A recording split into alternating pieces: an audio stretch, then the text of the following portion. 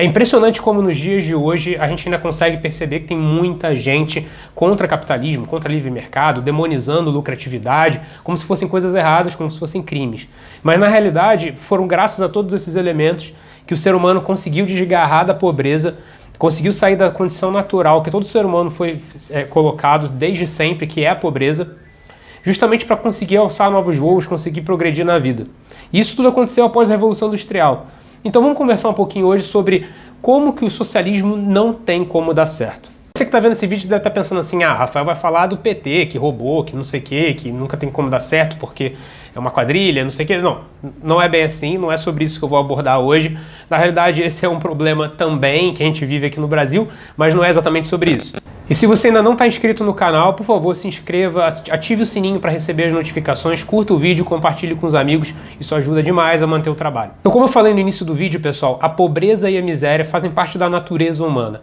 A gente nasce sem nada, a gente nasce com nossas habilidades ainda por desenvolver. Tudo que a gente vai conquistar ao longo da vida vai alimentar o nosso ser, vai fazer parte da nossa história e vai servir para nos tirar da pobreza numa situação de miséria, numa situação de inabilidade diante de algumas situações da vida. De forma você conquista conhecimento, você conquista habilidade, você conquista todas essas coisas através de livres associações. Em um cenário socialista, você não tem toda essa liberdade de associação, você não consegue fazer associação com quem você quer, não consegue dar determinadas diretrizes como você gostaria. Num cenário socialista, num governo interventor, porque é muito importante entender isso, pessoal, o socialismo ele parte de algumas premissas.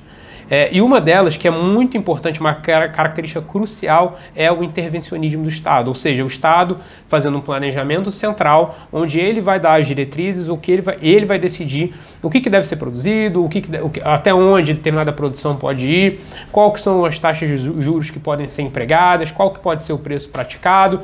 Normalmente um governo socialista funciona exatamente dessa forma, e na realidade o nível de intervenção é que vai variar. Muitos países mais ditatoriais, mais totalitários vão ter um nível de intervenção maior, países mais voltados à democracia vão ter um nível de intervenção menor, mas independente do nível de intervenção, ela sempre vai existir.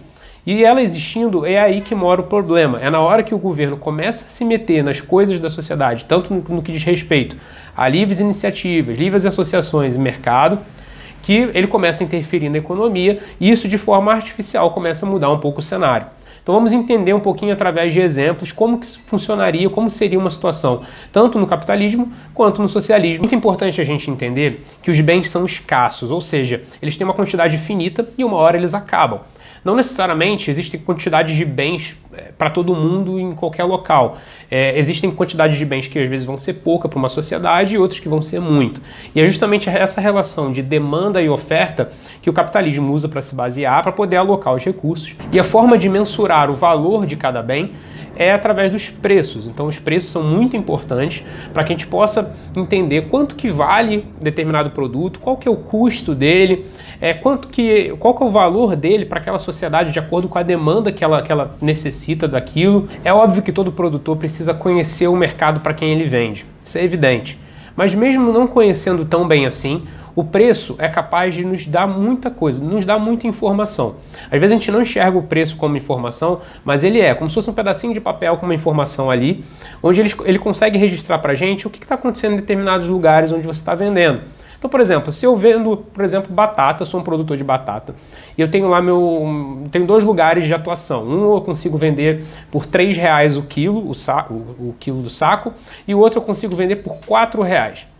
Mesmo não conhecendo muito bem os dois mercados, dá pra gente entender que de repente eu estou conseguindo vender mais caro em uma determinada região porque a demanda por aquele produto é maior, então estão mais dispostos a comprar aquele produto, ou seja, se eu cobrar um pouquinho mais caro ali, é muito possível que eu tenha sucesso, é muito possível que dê certo porque as pessoas têm uma demanda maior por esse produto.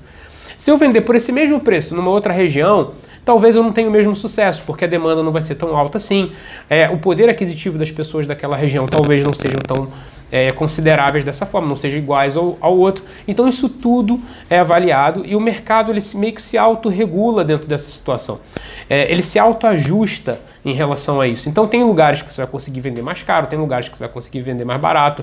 A quantidade de produtos que você vai conseguir vender para cada região pode variar também. Então todos esses fatores são regulados por alguém, por um burocrata? Não, são regulados pelo próprio mercado.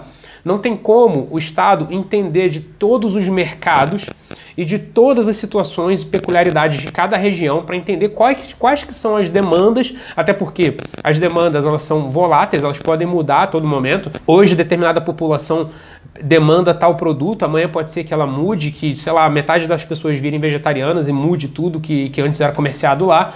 Então o Estado não tem como fazer um monitoramento disso 24 horas, todos os dias, não tem como. E quem vai fazer essa autorregulação é o próprio mercado. Através desse exemplo já é possível entender o seguinte: não teria como dar certo o Estado ficar intervindo na economia ou nas produções, porque ele não tem como, ele não tem base para entender quais são as necessidades e as demandas de cada região. Existem também externalidades, problemas que acontecem, que são inerentes às pessoas envolvidas na produção, que podem impactar diretamente na alta de determinados preços ou na baixa de determinados preços. Então vamos falar aqui mais ou menos um exemplo. Imagina que eu sou um produtor de tomate e aconteceu um problema na minha safra que eu perdi metade da safra, sei lá, deu uma praga, deu um problema lá, uma tempestade, alguma coisa que destruiu tudo. O produtor, que já estava contando com aqueles valores, vai precisar vender provavelmente mais caro. Então o preço do tomate nesse tipo de situação subiria, isso seria refletido para o meu comprador e ele repassaria isso para o consumidor final. Então imagina que você está lá no mercadinho, onde você sempre vai, sempre compra seu tomate por R$8. Só que você chega lá e tem a surpresa que ele está custando R$14. Bom, nesse momento você vai fazer a seguinte análise: quanto que vale a pena para mim comprar esse tomate? Qual que é a necessidade que eu tenho? Qual que é a vontade que eu tenho de ter esse tomate agora? É muito? Compensa pagar esses R$14? Se você julgar que sim, você vai e compra.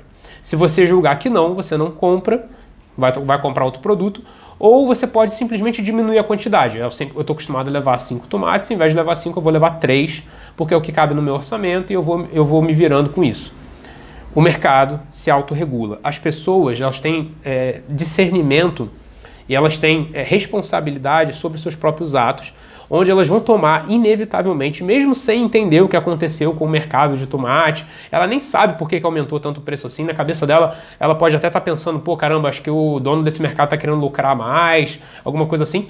Ela pode até não ter o real conhecimento por que o preço aumentou, mas ela provavelmente vai tomar a decisão certa. Ela provavelmente vai tomar a decisão mais sensata para... Num governo socialista, o governo provavelmente interviria o máximo possível, tanto nos meios de produção quanto nos preços praticados pelos produtores. Então, num cenário desse, por exemplo, onde o produtor de tomate perderia metade da sua safra e teria que aumentar o valor para poder ter uma compensação financeira, não ficar no prejuízo e não eventualmente vir a quebrar, o governo diria o seguinte para ele: olha, não, você não pode aumentar o preço, você vai ter que operacionalizar com esse preço, que já é o preço determinado, estabelecido dentro da tabelinha e tal, dentro dos valores que você tem ali de limite. Se você for aumentar é só 0,50, não é muita coisa.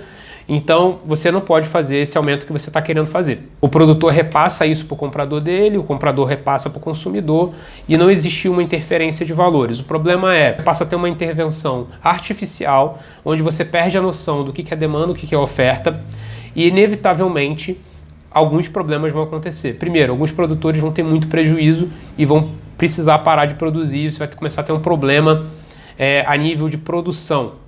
Segundo, parando de produzir ou a oferta e a demanda não estando alinhadas com as necessidades de cada região, você começa a ter um problema de talvez falta de alimento. Então, por isso que na Revolução Russa, milhares de pessoas morreram de fome, porque o governo basicamente interviu na economia, interviu nos meios de produção, interviu nos valores que eram praticados, e essa relação de oferta e demanda se perdeu e as pessoas basicamente morriam de fome porque o Estado não tinha condições de entender qual que era o local que demandava mais determinados produtos. Esses produtos eram enviados de forma meio aleatória. Muitas regiões ficavam sem alimento, era privilegiadas as regiões mais importantes e que tinham um determinado poder aquisitivo melhor, e muita gente morreu de fome na Revolução Russa, e foi basicamente por uma intervenção estatal pesadíssima. E, repito, existem diferentes níveis de intervenção estatal, nem todos os países são tão radicais, tão brutos na intervenção assim, existem países que são mais moderados, mas fato Todos os países democratas que a gente vê aí afora, no mundo, tem algum nível de intervenção. E o problema é que qualquer nível que você coloque de intervenção gera distorções artificiais que geram problemas. Então, a melhor forma de resolver isso tudo é através do capitalismo, é através do livre mercado e a não intervenção estatal nos meios de produção, na economia e no mercado. Por isso, pessoal, que intervenção estatal e socialismo não funcionam. E a moral da história é: zoe o preço e o preço vai zoar de você.